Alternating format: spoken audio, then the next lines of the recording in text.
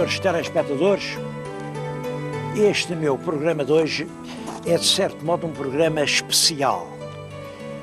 Estou-lhes a falar num dos pontos mais importantes da história do norte de Portugal. Um vale enorme, está aqui rodeado por grandes elevações.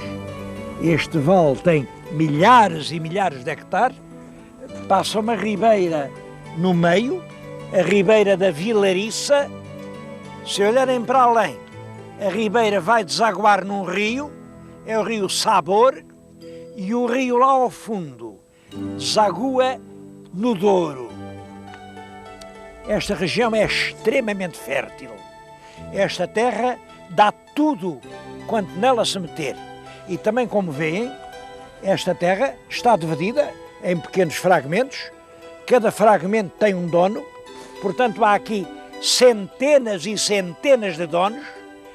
E é isto que faz a prosperidade, a atividade e mais do que isso, a valentia desta gente do concelho da Torre de Moncorvo.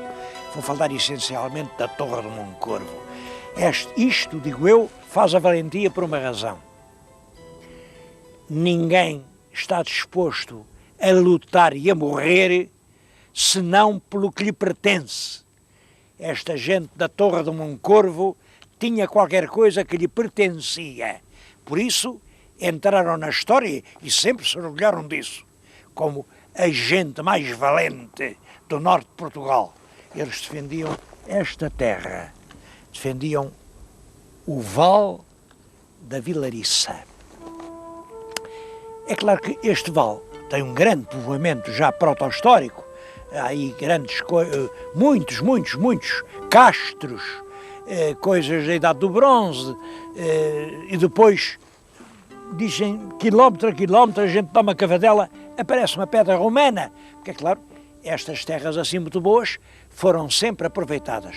Os romanos estabeleceram-se aqui, tiveram aqui terras realmente importantes, depois veio os mouros, eles estiveram aqui, ainda há nomes que sugerem a presença dos mouros, e depois, quando vem a Reconquista Cristã, há um conde que toma conta disto. Acho que o conde se chamava Mendo Homem, e tinha por alcunha Curvo. Não sei se era curvo por ser torto, por qualquer razão, era curvo. E o Mendo Curvo deu Moncorvo. E que tinha uma torre, o homem vivia numa grande torre, não, ele não confiava nos vizinhos. A Torre de Moncorvo é um antropónimo que vem de um homem Mendo, provavelmente da família dos Mendes, que governaram todo este norte de Portugal antes de Dom Afonso Henriques, e o Mendo Curvo deu o nome a Moncorvo. Além disso, e isto agora é um bocado fora do programa, é aqui que ninguém nos ouve, este vale está ligado a uma história que eu acho que deve ser recordada. Mas isso fica aqui entre nós. Eu que estou sempre a dizer bem dos portugueses e a pô-los nos cumes, até porque o meu programa é ouvido um bocadinho por todos os portugueses espalhados por essa roda do mundo, e não gosto de dizer mal, mas aqui não vou dizer mal, vou dizer uma verdade. Foi aqui, conta o nosso Fernão Lopes, no mês de maio do ano de 1386, que o rei Dom João I fez o alardo das suas tropas.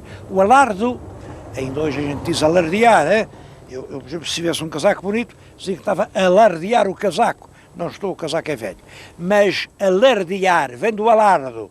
O alardo era a reunião geral das tropas, juntava-se toda a tropa que o rei tinha, o rei convocava o alardo para uma terra rica, era uma terra que podia dar pão a toda a gente, pasto a todo o gado, e portanto ele sabia que aqui no norte havia este magnífico Vale da Vilariça e convocou o alardo para aqui. poucos meses depois de Aljubarrota. Aljubarrota é em agosto de 85 e o rei convoca o Alardo para aqui em maio de 86. Então viu-se que apareceram aqui só cavaleiros, 4.500 lanças. Foi o maior alardo que até então se tinha visto em Portugal. Nunca se tinha visto tanta gente ali a rodear o rei que tinha tido tão pouca disposta a morrer por ele no tempo de Aljubarrota. Os que vieram ao alardo da Vilariça eram 10 vezes mais do que os que foram ao desafio de Aljubarrota. Fernão Lopes conta isso, acentua-o muito para mostrar uma coisa: os portugueses têm uma tendência imensa para aderir ao Senhor de cima, para estar com quem venceu.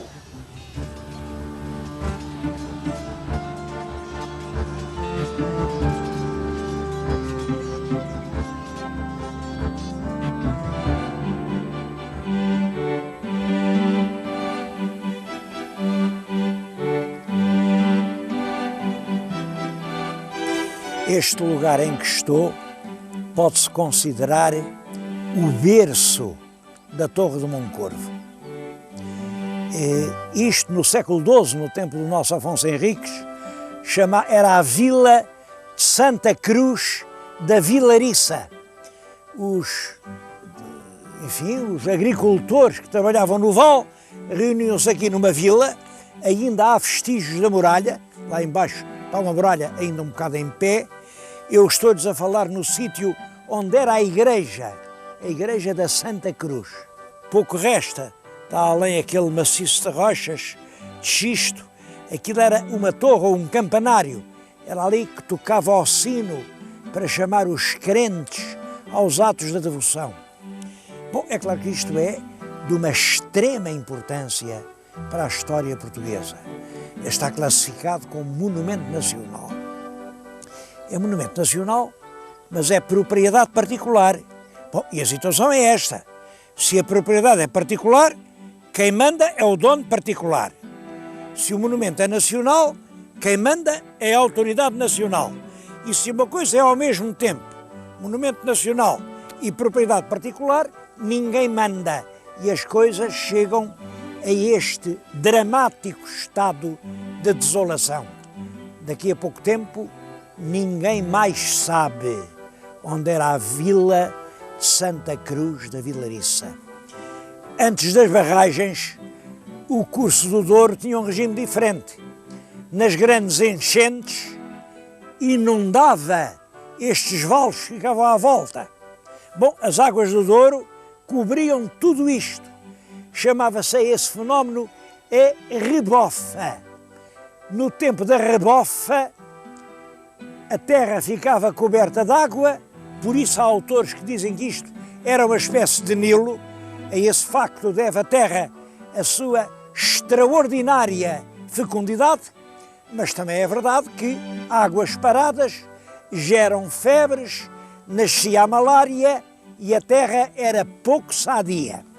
É por isso que o rei Dom Dinis, como sabem, Dom Dinis reina em Portugal no último quartel do século XIII e no primeiro do século XIV, transferiu a povoação de Santa Cruz da Vilariça lá para cima, onde hoje está a Torre de Moncorvo.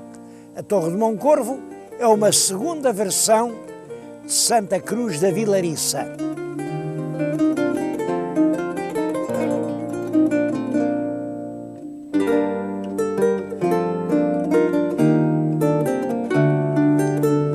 O rei mandou fazer, portanto, uma muralha para proteger a Vila Nova. Bom, dessa muralha já hoje pouco existe, mas eu estou precisamente aqui diante de 2 baluartes de xisto, são irmãs daqueles muros da Vila Velha que vimos lá embaixo, e tem uma porta. A porta também é do templo de Dom Dinis. Agora, o que é impressionante é isto. Isto deve ter sido construído em 1295. Uma terrinha que começa a despontar. 200 anos depois, no fim do século XV, é uma das principais terras de Trás-os-Montes.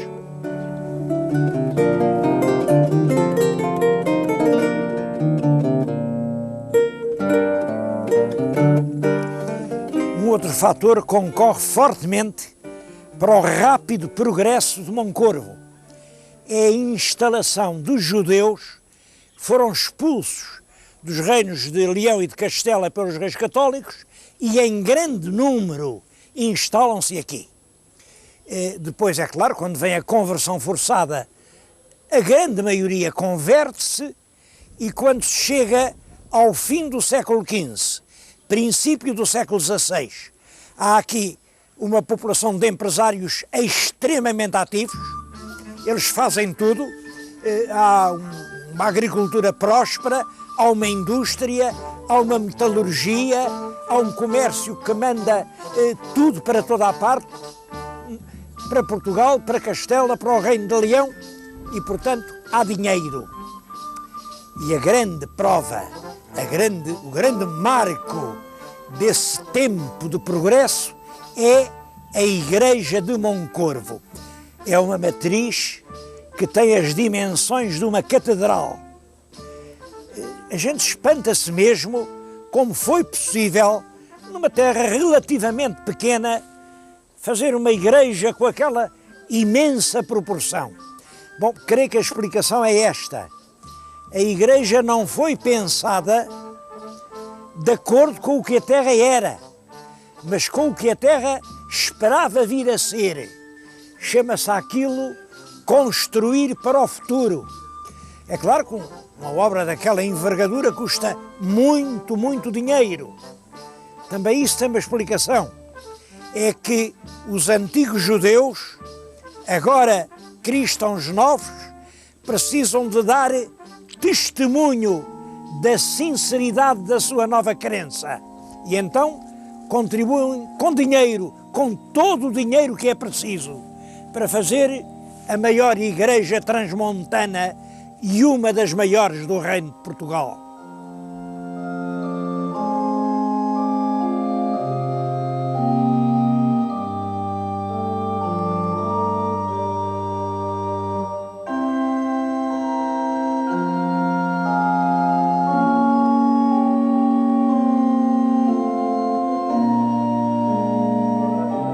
Para explicar a história de Moncorvo não pode deixar de se falar nas minas de ferro. Estas montanhas à volta da vila são muito ricas em minério de ferro. Tenho nas mãos um pedaço de pedra, isto tem 50% de ferro, ou mais. O ferro é explorado aqui desde os romanos. É claro que depois, quando vieram as invasões bárbaras, cessou a elaboração, mas ela, na nossa Idade Média, já há aqui lugares a que chamam ferreiros, oficinas rudimentares, conseguiam extrair o ferro destas pedras e as enxadas, os arados, as armas eram feitas com ferro obtido aqui. Bom, também essas minas fecharam depois da Revolução Industrial, porque na Europa a Revolução Industrial veio tornar muito mais barato o ferro comprado no estrangeiro do que o feito aqui, bem, mais barato e naturalmente muito melhor, de melhor qualidade. E depois só reabriram as minas já no século XX, pelos anos 50. Foi a altura da siderurgia nacional. O ferro ia daqui e lá no Seixal transformava-se em aço. Bom, hoje também isso fechou, porque realmente não se pôde concorrer com a produção internacional. Em todo caso, as minas, hoje isto é um museu de arqueologia industrial, vem ainda ali uma grua abandonada, tudo são ruínas. Mas estas ruínas são em si mesmas um monumento histórico, um monumento que se devia aproveitar.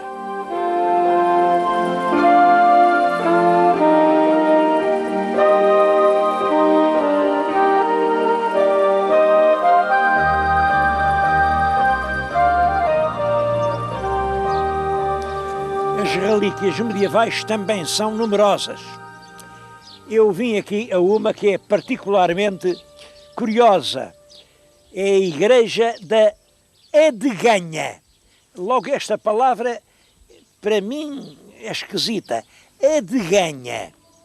É claro, o povo arranjou logo uma maneira de explicar. Adeganha era a que ganhava sempre. No joguinho e tal, ela ganhava sempre. A que ganha. Traduziram a de ganha por a que ganhava. Ganhava sempre, sempre, de tal maneira que, é claro, as comadres logo viram se ela ganhava sempre é porque era bruxa. E se era bruxa, as bruxas, compreendem, as bruxas queimavam-se. Então resolveram queimar a que ganhava sempre. E a prova está ali naquela pedra, estão a queimá-la. E as outras diziam-lhe, olha, e agora arde e ganha, arde e ganha. Arde e ganha, e daí o nome de Ardeganha. Bom, eu acho muito curiosa esta lenda, é uma lenda com um sincretismo de muitas épocas, isto é inventado não sei quando, mas aparece aqui realmente a fogueira, aparece aqui a bruxaria, aparece muita coisa. Bom, cada pedra representa uma coisa completamente diferente. Representa uma mulher que está a parir um filho. A criança vê-se nitidamente já a nascer, está de um lado uma comadre que a ajuda, do outro lado a outra, e a criança nasce. Que ela é a pedra da vida que nasce. Como sabem, o cristianismo apresentava-se como uma vida nova que iluminou o mundo. É isso que aquela pedra quer dizer. Mas vejam como uma coisa tão bonita, o nascimento da vida, acaba explicada de uma maneira tão trágica. A bruxa na fogueira, arde e ganha, arde e ganha.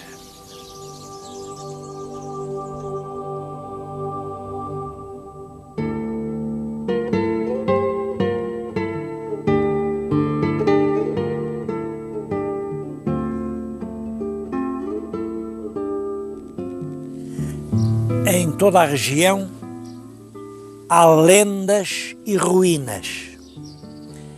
Vêem estes cunhais destes muros?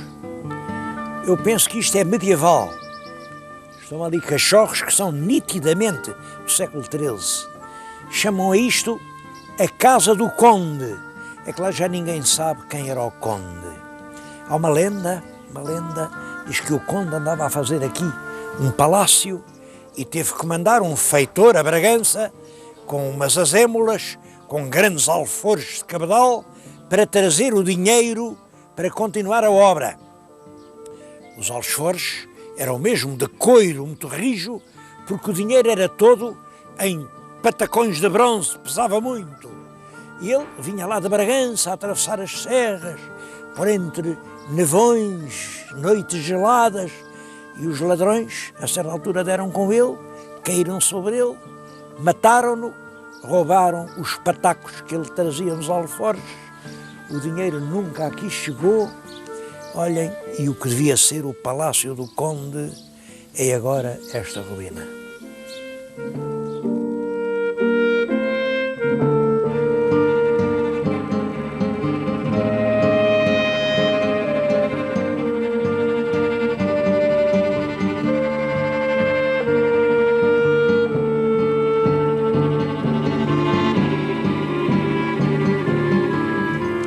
Mas talvez a mais importante presença da Idade Média que chegou até hoje seja este arquivo histórico e municipal da Torre de Moncorvo.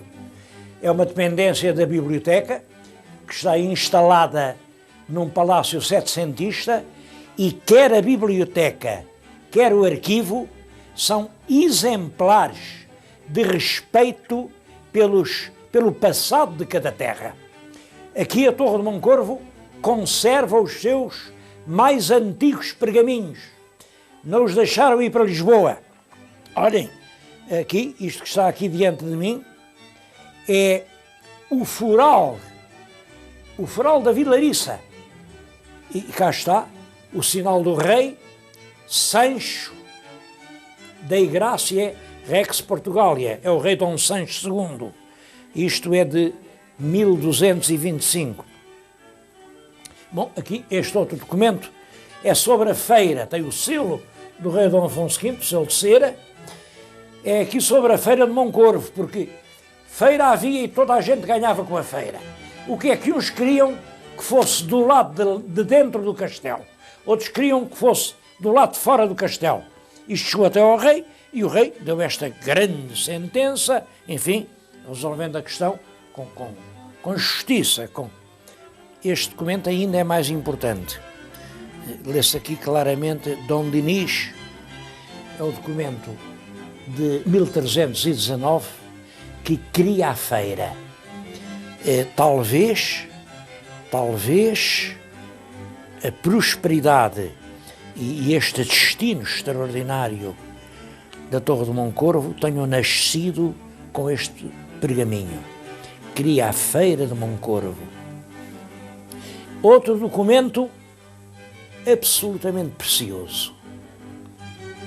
Uma carta do rei Dom Dinis em que proíbe os moradores aqui do Moncorvo de venderem os seus bens a nobres, cavaleiros, escudeiros, clérigos. O que é dos moradores de Moncorvo deve continuar sempre em famílias populares. Este documento, que é uma raridade, uma coisa destas é uma raridade, é na política geral dos nossos monarcas. Isto é que explica talvez o triunfo da Vila de Moncorvo. Foi sempre terra do povo. Há aqui um outro documento que eu lhes queria mostrar, mas este por uma outra razão. Isto é um grande documento, um belo documento, um processo é sobre o caso é da barca.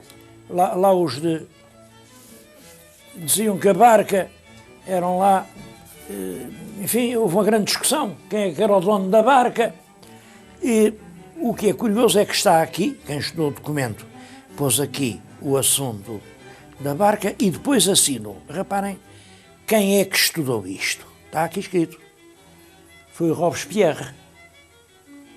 O Robespierre.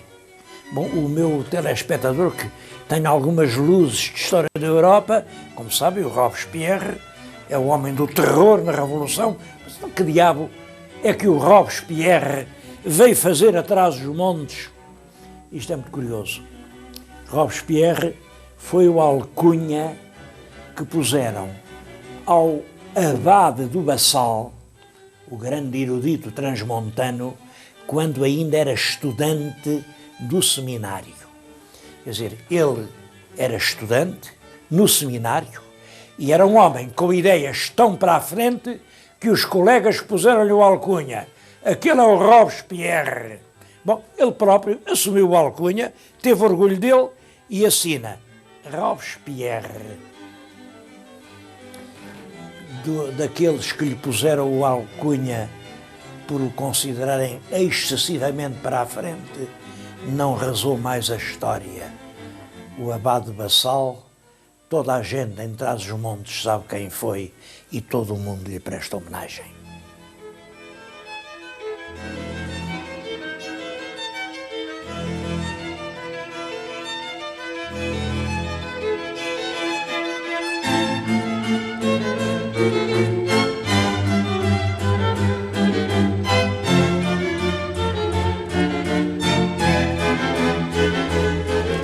A vila criada por Dom Dinis tinha a seu favor, primeiro, aquele grande vale da Valariça, que só aquilo era um tesouro para os agricultores.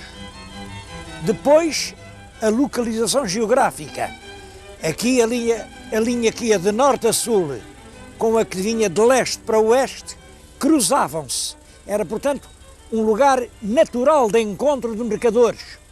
Depois, ali embaixo, no Pocinho, a barca que passava ao Douro e que dava muito rendimento. Além disso, jazidas de ferro preciosas.